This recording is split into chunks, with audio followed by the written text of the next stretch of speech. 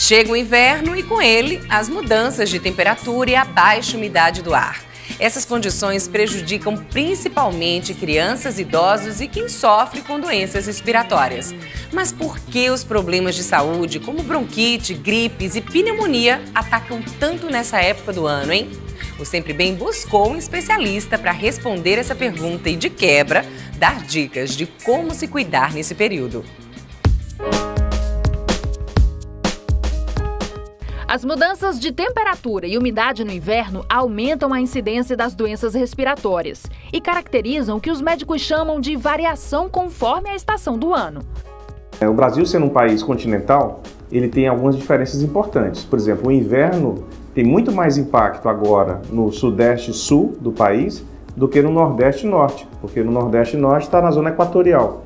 Então, nessa zona, o pior acontece na chamada quadra chuvosa, por exemplo, no Nordeste, que vai de fevereiro até maio, junho. Depois daí não tem praticamente inverno no Nordeste ou no Norte. Mas, ao contrário, no Sul, Sudeste, aí sim, essas doenças elas têm uma incidência muito maior. A explicação está no próprio organismo humano, programado para funcionar bem sob determinadas condições. Se algo muda, o organismo reage. O sistema respiratório ele é feito para funcionar bem a uma certa temperatura e uma certa umidade. Então, com a mudança de temperatura e de umidade, a mucosa do sistema respiratório, do nariz, da faringe, dos brônquios, ela pode sofrer alterações. E essas alterações fazem com que as células que estão ali não funcionem bem. Uma outra característica é que, como as pessoas adoecem mais de infecções virais, essas infecções se disseminam entre as pessoas. Então, o fato de você, por exemplo, ir para um ambiente fechado, onde haja um contato muito próximo entre as pessoas, tanto o contato físico de tocar uma mão, ou o contato próximo de tossir ou espirrar perto de alguém, faz com que haja uma disseminação, que os vírus se espalhem entre as pessoas, e com isso tenha mais casos de doenças virais, principalmente. A rinite alérgica acomete 1 em cada 4 pessoas no país, o que equivale a 25% dos brasileiros. A asma pode alcançar 15% da população, que sofre com as doenças respiratórias. Dentre elas, a gente destaca as infecções respiratórias, então, por exemplo, as viroses, que acometem o nariz, a garganta, os pulmões mesmo. São, por exemplo, o resfriado comum, a gripe, que inclusive existe a vacina para a gripe, que deve ser uma das medidas já para prevenir. E também essas mudanças de temperatura e de umidade, elas podem agravar outras doenças. Muitas vezes doenças que as pessoas já têm, estão sob controle, esse controle pode ser perdido por essa mudança.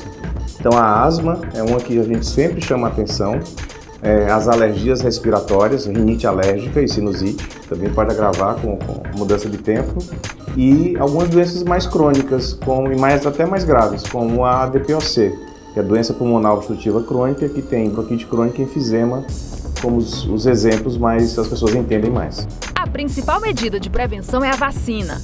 A medida para prevenir essas doenças inclui, por exemplo, as infecções. Uma medida muito importante, que inclusive é política de saúde, é a vacinação. Então, a vacina para a gripe, que inclusive é lançada nesse período justamente porque vem aí o inverno. Então, ela é lançada logo antes do inverno para prevenir que a gripe se dissemine no país. Principalmente quem é mais vulnerável, crianças e idosos. Ou pessoas que já têm alguma doença, por exemplo, tem uma doença no pulmão, qualquer doença. E aí ela tem um risco maior de, se adoecer, ficar mais grave. Então, quem tem acima de 60, 65 anos, as crianças de uma maneira geral, pessoas que têm asma ou rinite alérgica devem se vacinar obrigatoriamente, né? Em todo caso, o alerta é para a qualidade do ar que você respira e mais alguns cuidados no dia a dia. Acho que é importante que as pessoas mentalizem que, assim como a gente bebe uma água pura, uma água sem poluição, é importante respirar um ar puro. Respirar um ar que não seja contaminado, por exemplo, com fumaça, poeira. Cigarro, por exemplo, fumaça de cigarro é uma coisa que piora muito qualquer doença respiratória no inverno ou no verão. E esse é um ponto fundamental, você saber se você está respirando um ar que não está rico em poeira, por exemplo, mesmo na sua casa. Um outro ponto é o uso do ar-condicionado. O ar-condicionado é uma coisa muito boa se for usado numa temperatura adequada, em torno de 23 graus, por exemplo. Não colocar muito frio, porque senão pode ressecar o ar. Mas o ar-condicionado em geral faz bem, porque ele filtra o ar de fora e coloca no ambiente interno um ar mais limpo. Isso é uma confusão que as pessoas fazem na cabeça. Se for usar um ventilador, o ventilador tem que estar sempre limpo, né? E ter o hábito de lavar as mãos após sair na rua, em contato com pessoas, porque nas mãos é que a gente transmite as infecções também. Então, se você puder ter um álcool gel, levar na sua bolsa ali para de vez em quando limpar as mãos, isso ajuda demais na contaminação. Seguindo essas orientações, dá para respirar melhor o ano inteiro.